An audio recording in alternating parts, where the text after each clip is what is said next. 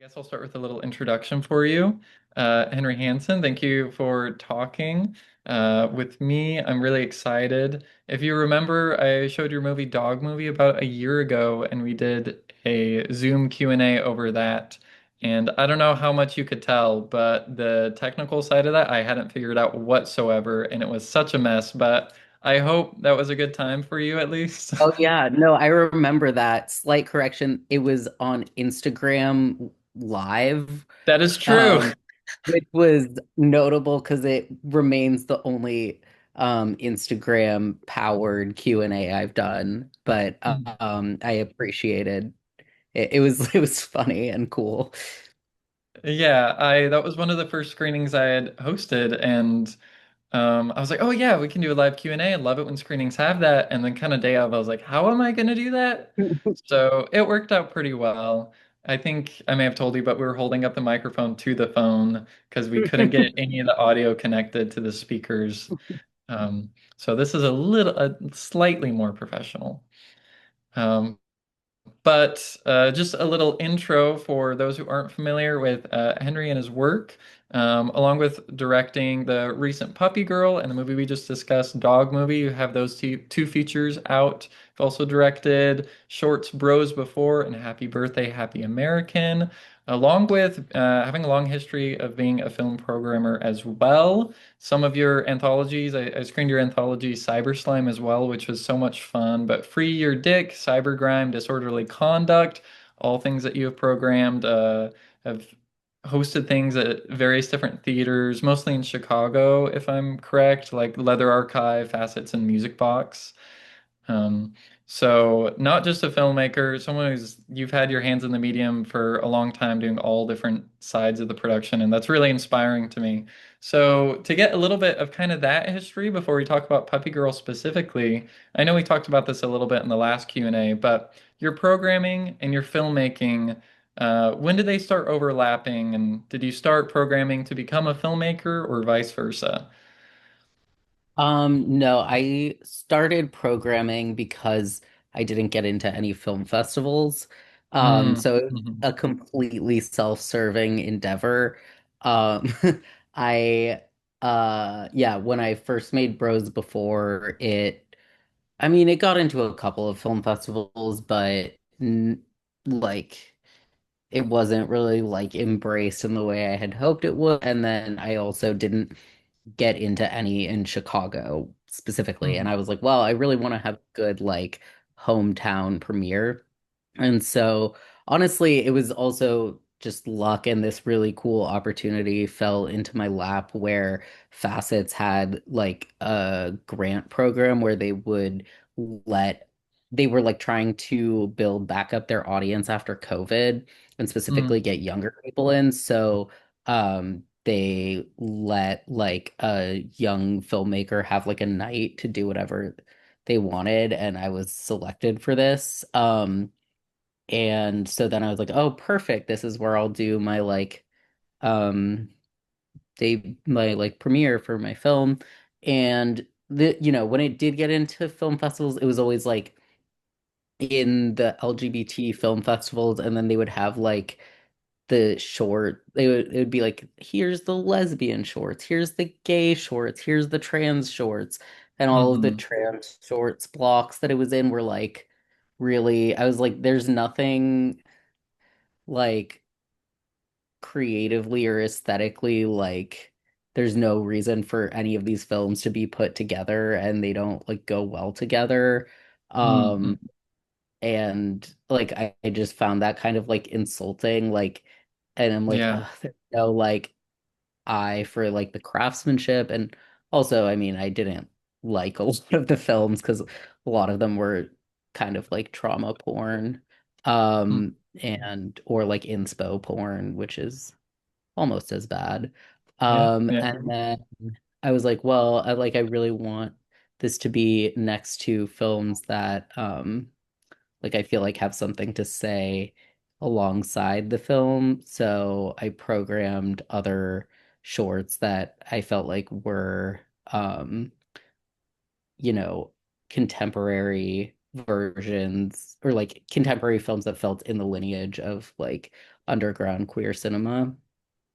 And yeah, but and then I knew I was like, this is such a cool opportunity. If I do, I should like work really hard on this. And then if I do a good job, maybe I can like get into programming. That thought did kind of occur to me. I Mm-hmm. hadn't really like considered it before. And then yeah, I did work really hard and I made a bunch of like custom like intros and interstitials and I just like went really hard with the promo and I had like activities and like decorated and all this stuff and it sold out and so then I started getting like more opportunities to program. But I kind of well like I always kind of saw programming as serving the filmmaking, specifically like any I would always program things that being like, okay, well, I'm gonna get people excited about the same kinds of things I am and like grow the taste and appetite for the kinds of things I like and the kinds of things I make. And this is like always going to um help my practice. And then yeah, honestly, all of the shorts blocks I curated, each of them was built around wanting to showcase a short film that I had some connection to. Most of the other ones were ones that I had produced or Mm-hmm. that like a friend had made. Um, and then yeah, but with and cybergrime was really, really popular. People like that a lot. And it sort of started the whole or there was like a lot of interest in the sort of like web cinema or like post-web cinema type thing. Mm-hmm. So then I decided to do Cyber Slime as like a follow-up um to that. And then in this case, the programming ended up influencing the filmmaking because I was like seeing so much of this like web native cinema and then I think that ended up like making its way into my work in a big Mm. way. You can see that style a lot in Puppygirl, which is Yeah. something I'm interested to talk about that more. But you Mhm. mentioned you were attracted to programming films that felt like more classic underground queer cinema. Is that where you come from most with your personal inspirations with filmmaking? Yeah, I would say so. Like I those were the films that I guess made me really excited and made me feel like I could do it or like that made it feel like I could see myself making films. Um and like in the kind of life that I had and with the kind of people I knew. But I also like just consume so much comedy that I think like all that always comes through in some way. Like I feel like usually when I make a project, I'll have some more like artsy or like lofty idea of what my inspiration is. And then after I make it, I realize the sort of like dumb comedy that actually influenced it. Hmm. Um, with like Bros before, I was like, this is like a Gregoraki movie. And then afterwards I watched it, I was like, oh, this is like Judd Apatow, like the like Judd Apatow movies that I watched as a kid, like come through so strongly. Hmm. Um, and then with Dog Movie, I was like, I'm inspired by Hong Sang-soo. And then when I made it, I was like, oh, this is Curb Your Enthusiasm. Um, Yeah. yeah, so but then at that point I became aware that that was happening. So I don't think I had the exact with Puppy Girl, I was just like, okay, yeah, I mean, it's like Nathan Fielder is, I think. But at that by that point, I was like, okay, it's okay. Like the comedy can be like at top of mind. Actually, that's fine, Yes. and like really a big part of my psyche, I suppose. Hmm. I like you realizing that and then also accepting it as you continue making work. Because I feel like it's unfortunate when so many filmmakers make movies and then you know exactly what their taste is just from what the movies are. And I think that's very sad. And I appreciate when filmmakers make a movie and they're drawing on something that feels very different, if that makes sense. So, a lot of Mhm. queer filmmakers might be like, I'm making a Greg Araki movie. I want to make a John Waters movie. I want to make something, like these people, Todd Haynes, whoever it may be. But when you also accept, like, I did watch those Judd Apatow movies, I'm Mhm. making those as well. It really, like, it broadens a lot more of what you can allow yourself to do. And I like you accepting that, because it can get a little tiresome when you see someone trying to do Divine, for the 20th time. Mhm. Um, but I like what you bring up with Nathan Fielder, specifically with Puppy Girl, because of the way that plays with reality so much. In Mhm. that it's a documentary, as it says in the disclaimer at the front, but it's pretty hard to register how much the documentary is being played with. And I guess that's Mhm. a good first question to kind of get into because the disclaimer at the beginning, it says the movie is absolute truth. Where does absolute truth play into the movie where there definitely seems to be scenes that are set up as opposed to Mhm. something that you just, naturally happened? Mhm.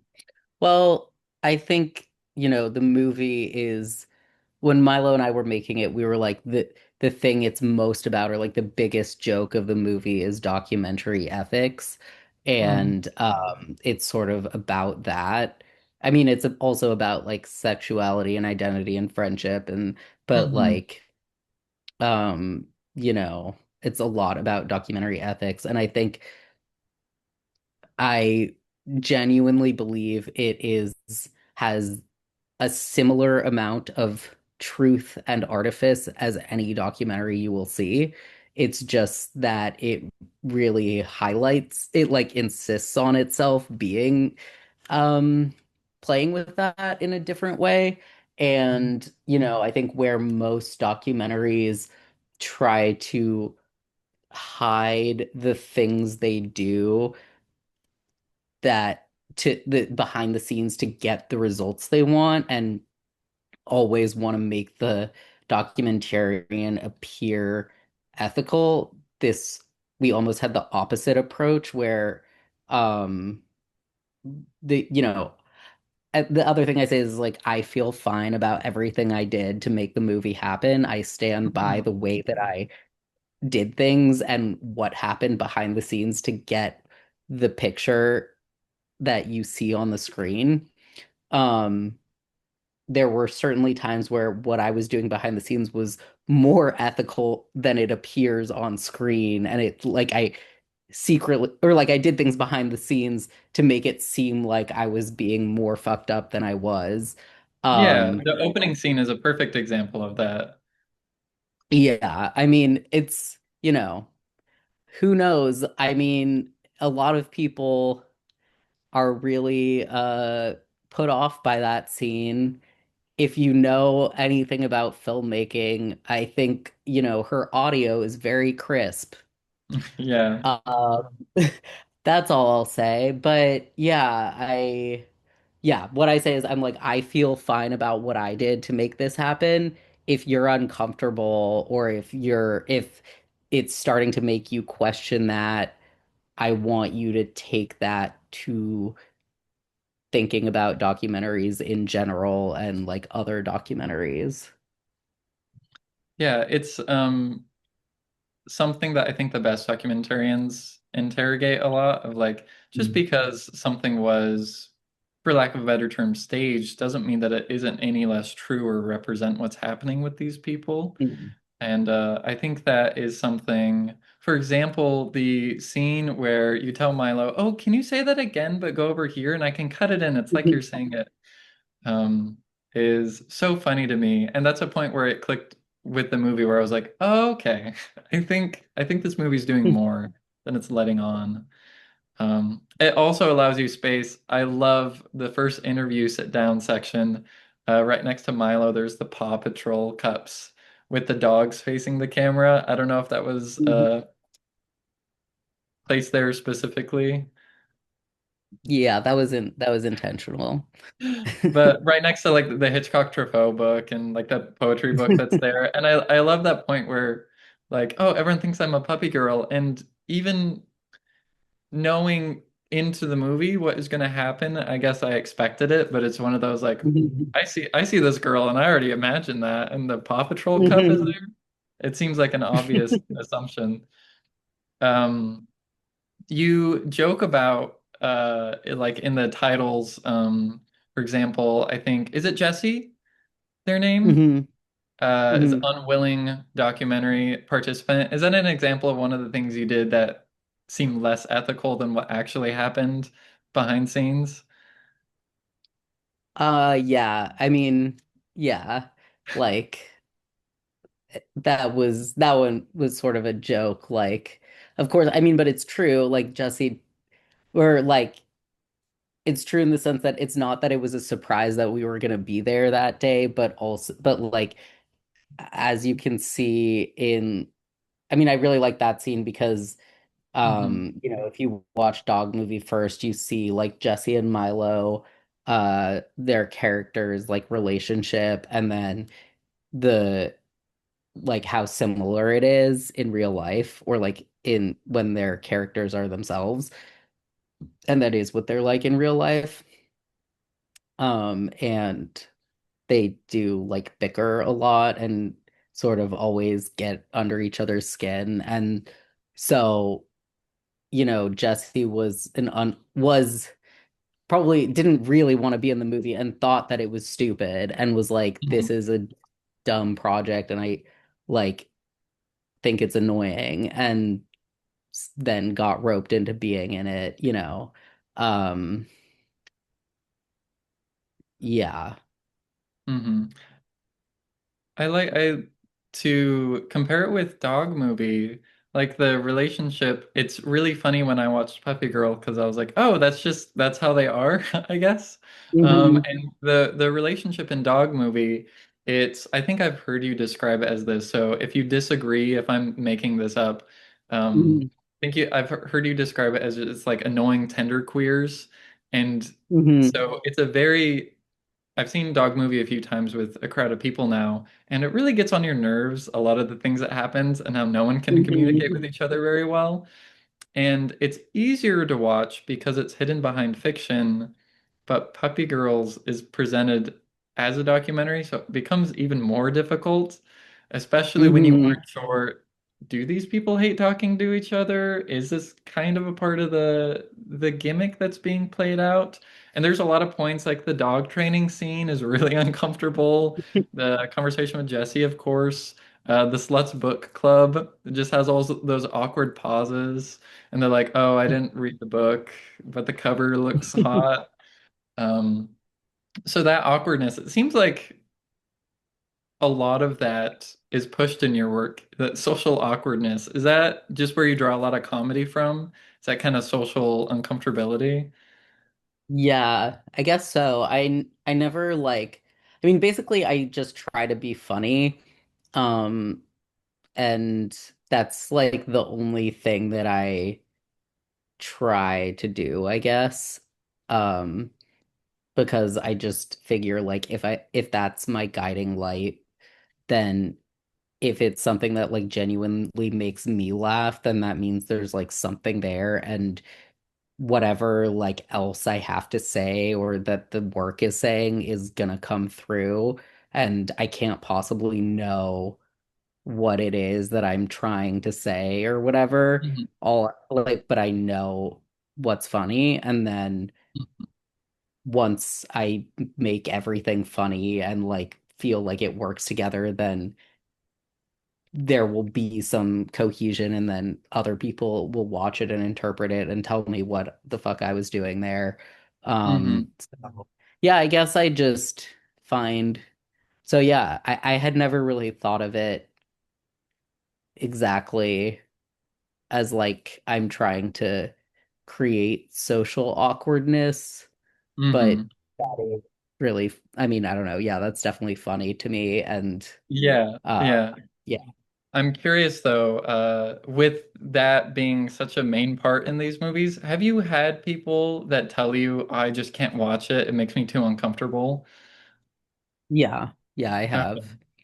What's the I reaction to that? For me, Hmm. Like if someone says that to me, I mean, I'm like, cool. Like I'm like, okay, well, it was effective. Like it made you feel something Yeah. so strongly that like you it like altered your behavior. I get like if you had to turn it off or like walk out or whatever, like cool, it did something to you. Yeah. Yeah, a lot of people say that Dog Movie is like a horror movie. Um, Very relatable one. mhm. Yeah, I with but I had the experience with both Dog Movie and Puppy Girl, which is why I'm so excited to watch Puppy Girl with a crowd. Um and I'm since we're talking about this awkwardness, I know that this is being said as a compliment, of course. When I watch Dog Movie, like I really want to show this this like Henry seems like such a creative person, and I'd be excited to show their work and talk about it with him. Then I was like, I don't know how this is gonna feel with the crowd. I don't know if I want to like create that environment. And I was been so excited about Puppy Girl, and then when I watched it for about the first half of the movie, I was like, I don't know if I'm gonna show this. But then it comes together in such a, especially the last scene, it all comes together where it's like I have to experience this with people and just see how it plays because it it really wins you over. It's such a wonderful story.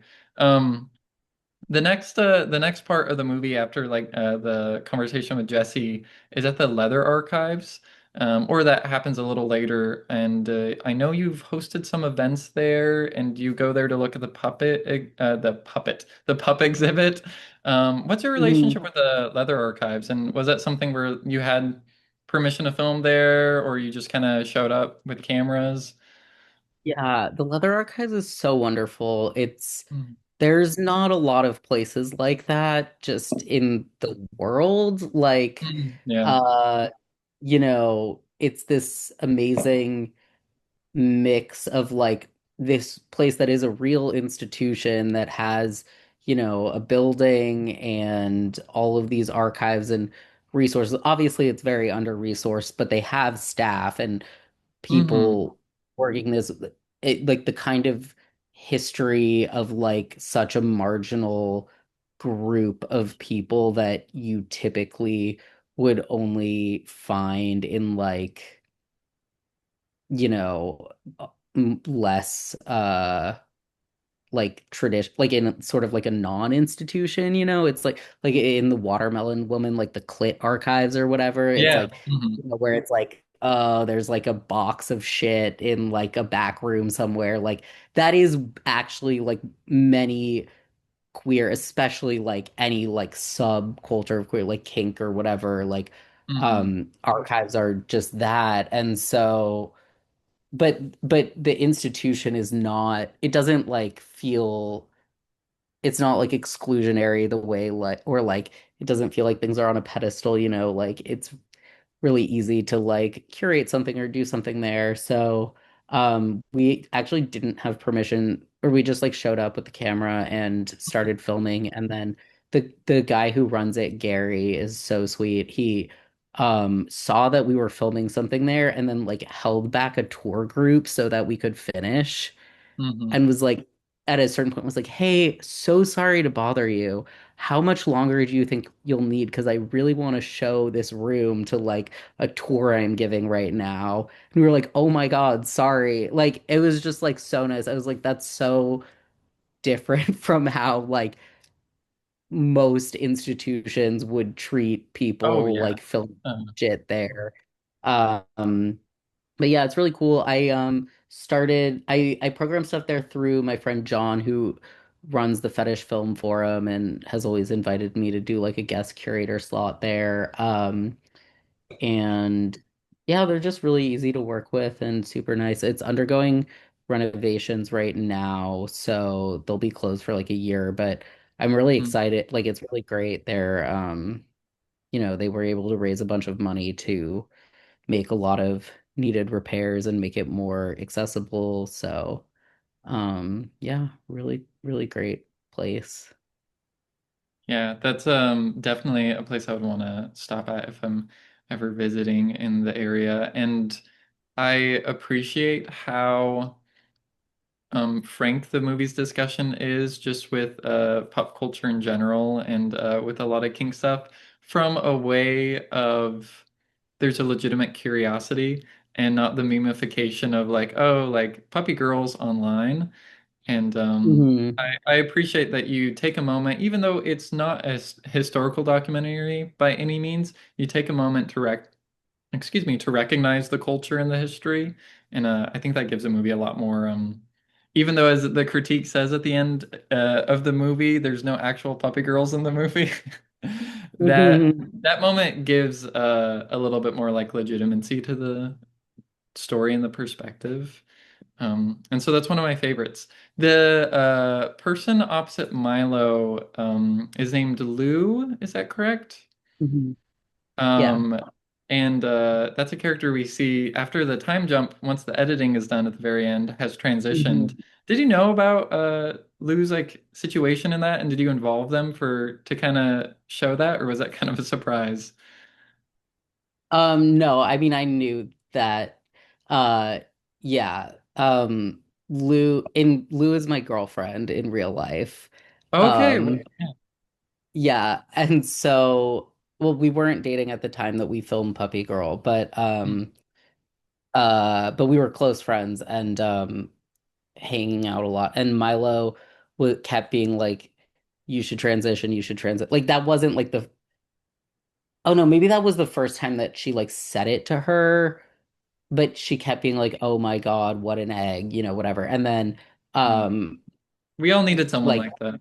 yeah, and then like got that in there. And then after that, she started like bugging her about it a lot more. And then Milo left, and then Lou did start taking estrogen, and then for at first was like, "Don't tell Milo because she's gonna like gloat about it and be Yeah. annoying." So Mm-hmm. then I didn't. It was like I like kept it from Milo, but then it was like a bit. And then she found out, but obviously.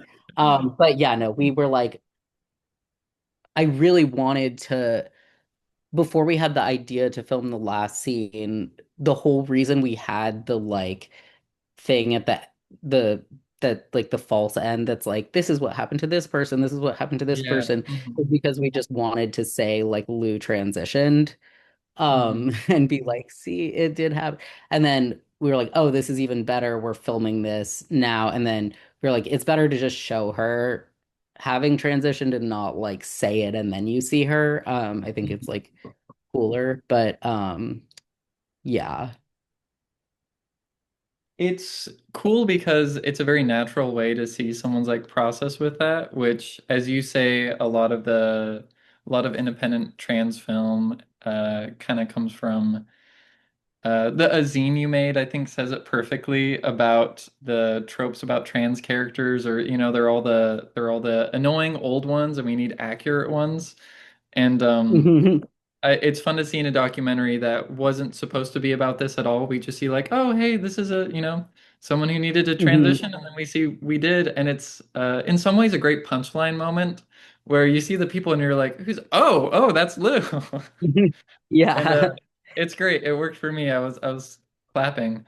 Um, but with that last scene being included, Milo shooting it, so of course that's intentional. But when you were shooting it, did you know it was going to be in the final cut of the movie, or was it just, did you assume it was just kind of going to be addition, maybe not in the Puppy Girl movie itself? No, we shot it intending for it to be in the movie. What happened was Okay.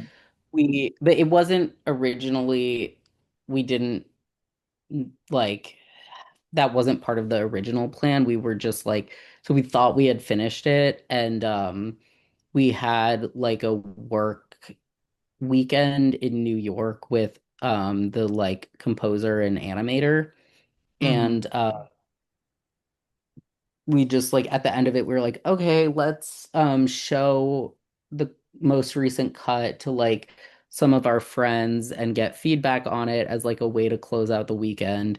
And we thought we were like really basically done, and we were like, oh, maybe they'll have feedback like making a couple little edits or whatever, but we didn't think it would be very comprehensive. But then when we were getting feedback, it just kind of turned into like pe someone brought up like my was like my male gaze, and it's like, and there's so many lesbians and the camera loves them, and like what does that mean, and all this stuff. And then it kind of turned into like a critique of me a little bit. And then Jesse was like, hold up, this should be the last scene in the movie. And then we were like, whoa, that's such a cool idea. So then we went back to Chicago, and we like staged a similar thing. And then, and I mean, the experience that inspired it, we did not go that far, like Yeah, personally or but we were like, okay, for this, we're gonna like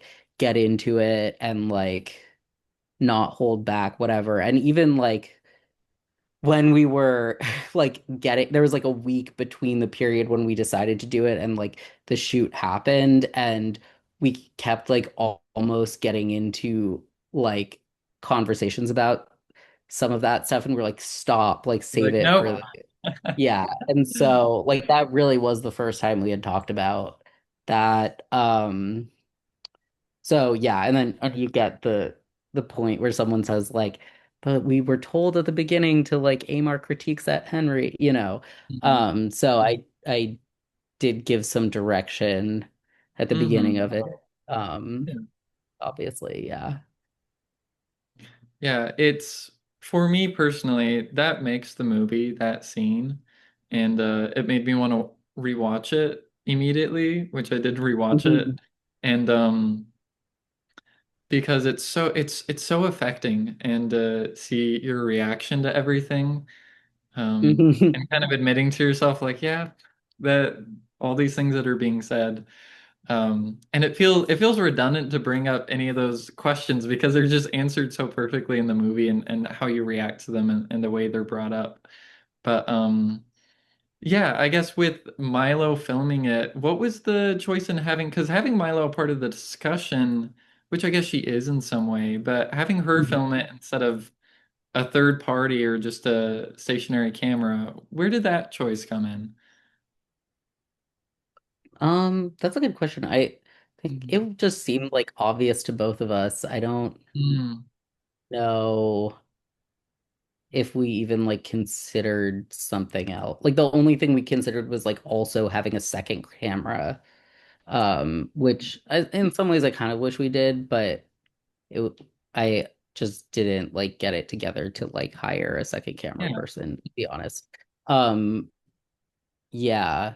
And because it was like the whole time we were making the movie, we were like, you know, talking about like, the relationship between director and subject and all this. And at first we were like, we were like, okay, let's say that we're like co-directors because like we want to like empower the subject. And we're like, the subject of a documentary is like has this like authorial voice. But then we decided to go back on that decision because we were like, actually, we can act like it's stronger to like insist that like a subject does have authorial voice without having to like rename what that position is.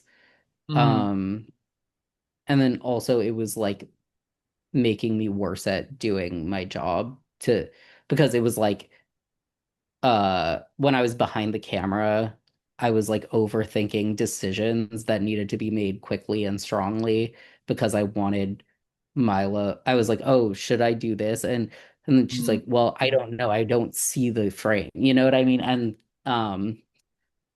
I think like that's just part of it is like the trust in the person who sees the frame to like, yeah, do it. So that was a big part of why we wanted Milo to film it, was because we were like, this is part of that like dynamic and the like reversal of it, which the movie we felt had been about the whole time, but we Mhm. really wanted to get like full circle.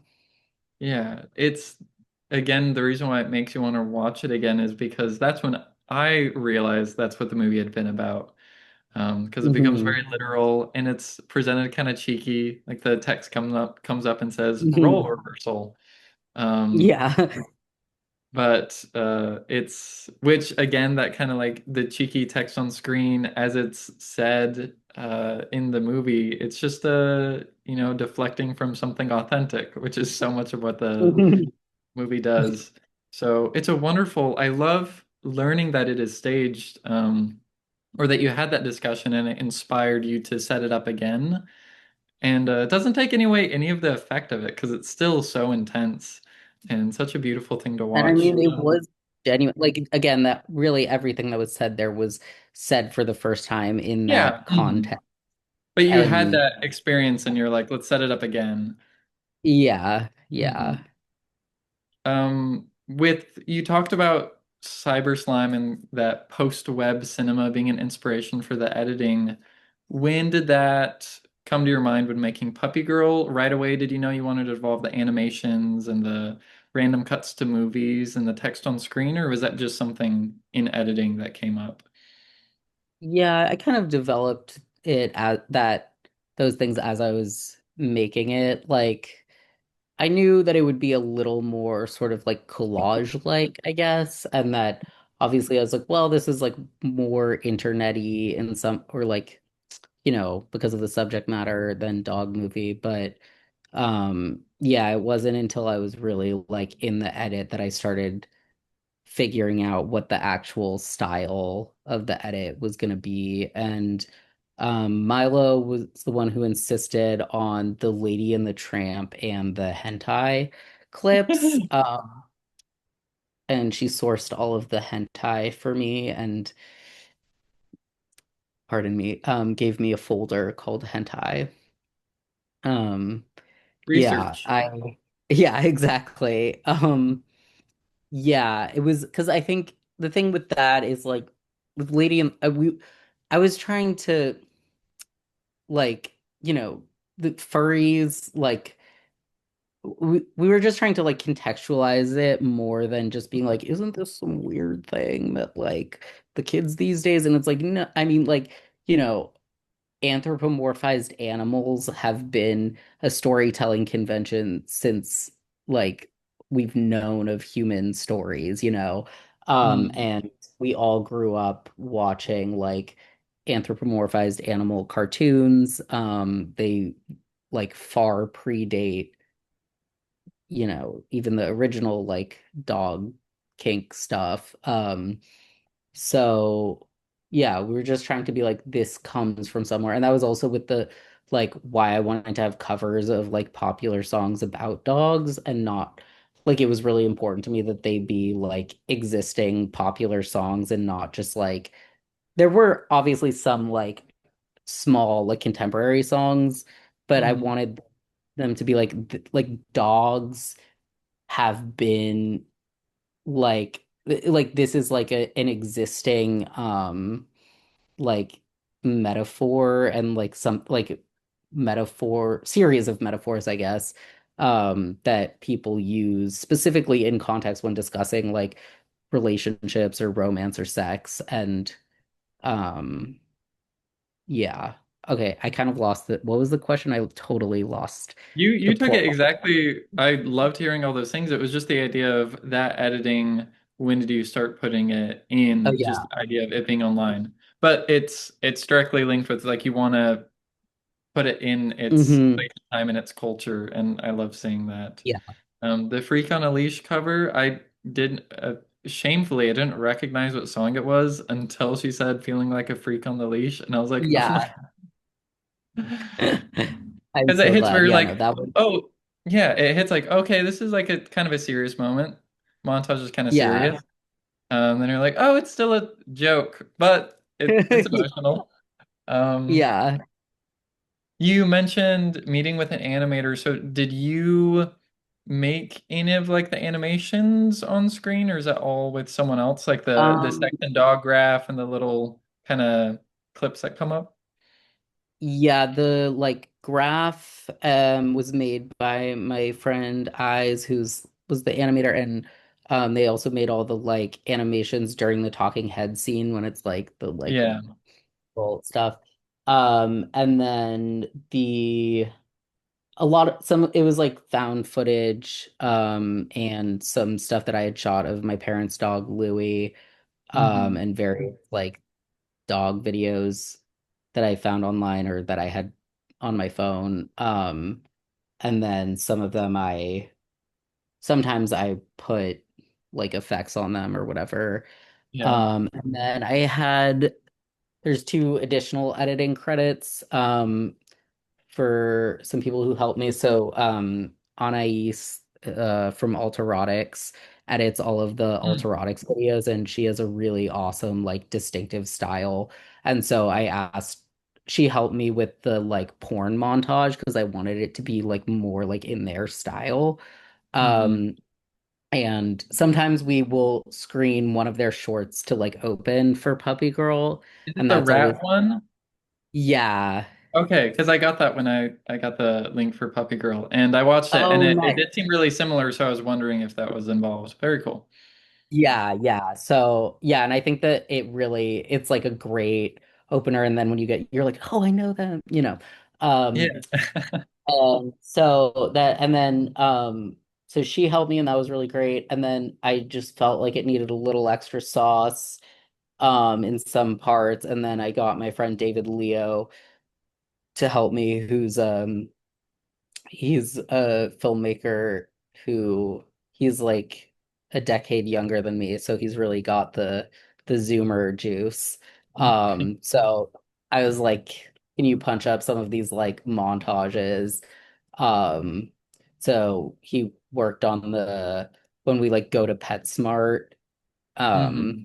with like a lot worse before that and he helped with the final one too like working when we worked together on that like he gave me a lot more ideas oh and he helped with the like freak on the leash thing like all the like All the sad dog dogs videos, yeah. yeah the like sad puppy punished he was like you got to put sad puppy punished in there um yeah so it was really a a combination. I mean I was yeah, like and you know, Milo was like, you know, with me editing a lot of the time or like we worked together on selecting a lot of the found footage. Yeah, and I mean I was going for this sort of like collagey types of thing, so I was really happy to include a few like other people in the that part of the edit. I mean, I I'm pretty particular about the like meat of it, I guess, like the style of like the dialogue and stuff, but Hmm. yeah. Yeah. There's you mentioned the Pet Smart scene, and there's quite a few very entertaining public scenes Hmm. that again buy into a lot of the awkwardness that Milo just takes at full stride. Were there Hmm. any particularly difficult or uncomfortable moments when filming any of the public scenes that you did?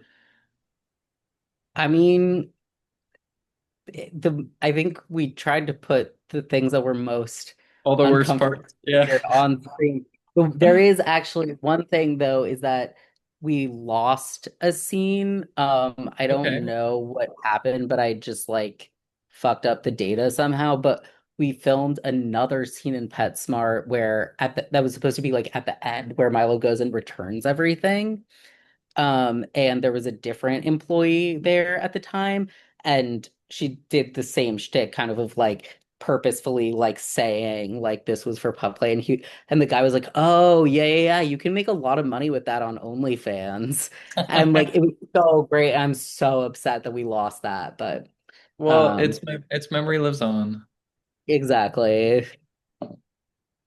I should have asked this maybe earlier, but just for clarification, timeline with Dog Movie and Puppy Girl, is this completely shot after Dog Movie was made? Yeah, so Okay. what happened was Dog Movie it was supposed to be like sort of an experiment in the like improvised style that I like came up with for that. And I thought it would be like 20 minutes long. Mm-hmm. And then when I started editing it, I realized that it was going to be longer than that. And then I was like, okay, whatever, I'll just make it like however long it has to be to like feel like the story is complete or whatever. And that ended up being about an hour. And I was like, that's such a weird length for a movie. So I should make a 20-minute short that I can play with this movie. And that was like this summer. I was like finishing up Dog Movie. We were like doing the sound mix this summer. We filmed Puppy Girl. And that summer people kept thinking that Milo was a puppy girl, and she got invited to be in the porn. And then I was like, okay, that's the short. I'll like make a short about this, and then that'll like go with Dog Movie. But then of course that also turned out to be like an hour, and it took me like 3 years to finish it. So Mm-hmm. it just kind of became its own thing, but they are meant to be companion pieces. So now we can do like the double features, and that's really Yeah. great. Mhm. Yeah. Have you had many experiences of getting to watch Puppy Girl with a crowd? Yeah, I have we did a couple tours. We brought it to Ireland and the UK in the spring, Oh, and I remember when you, yeah, very yeah, cool. yeah, so that was really great. And then we did like a little California tour as well. Although by that point couldn't really watch it anymore. Yeah. And I mostly like stepped out while it was playing. Um, but yeah, it's very fun to watch with the crowd. And then of course we did a Chicago, like Mm-hmm. you're like, all right, now we gotta do the like hometown victory lap. Mm-hmm. Um, yeah. Great. Well, I'm gonna experience it soon, but I'm curious, what's your favorite part about seeing it with a crowd? What parts get the reactions that make you most excited? Um, I think that's a good question. I think the PetSmart scenes and the like, yeah, and the dog walker is really fun. And then yeah, I don't know. I also really like watching all the like like I don't know, all the like montage stuff. The dog beach. Um, yeah, I don't know. Mm-hmm. Yeah, I'm can't wait. I'm really glad. Again, so many people have reached out like, "Oh, I can't wait to watch this movie. I've been wanting to watch it." The thing I've been saying to everyone is I feel like it's going to make or break some relationships in the crowd. It has such a great My favorite movies to watch with people are movies where you instantly need to talk about it with the person next to you. And Puppy Girl is a perfect example of that. So, I guess last question. I know that you've been online just talking about a project you're working on and working on casting people. Is there anything you want to share about anything you have coming up that you're filming or might be releasing at any point? Sure. Yeah, I haven't I've been sort of teasing my next project online, and I guess I might as well start talking about it more in earnest because we are going into production in like 6 weeks. Very exciting. So yeah, it's a movie that it's gonna be my first feature with like an actual budget. Mm-hmm. And it's called Autogynophobia. Okay, Um, sold. yeah. I don't want to say what the log line because I don't know. I haven't like crafted a good log line yet. Okay. Um, it's starring Charlie Nelson Jacobs, who was the lead in Dennis Cooper's Room Temperature, and Angela Fellows, who is a trans woman whose name you'll know more soon. Okay. And I probably shouldn't say. I just got confirmed like there's going to be a really fun cameo. Great. Um, so look out for that. It'll come Mhm. out sometime next year, I Whenever. think. I know it's Yeah. early. I just wanted to, any info I could get, I was excited to hear because No, I appreciate it. Yeah, I'm like, okay, you know what? I think it's time to start like openly saying what the title is. Um, when I described what it's about to Louise Ward, she said, "That makes me feel really uncomfortable." So, high praise. yeah. Oh my God. Well, yeah, I will, whenever that happens, I'll be first in line to want to watch it with a group of people. So I'm really excited. I'll definitely let you know how the screening goes on our end and tell you about how the reactions are, how everyone takes the movie, and if anyone ends up getting into pup play afterwards, because I'm sure it could convert a few people. Awesome.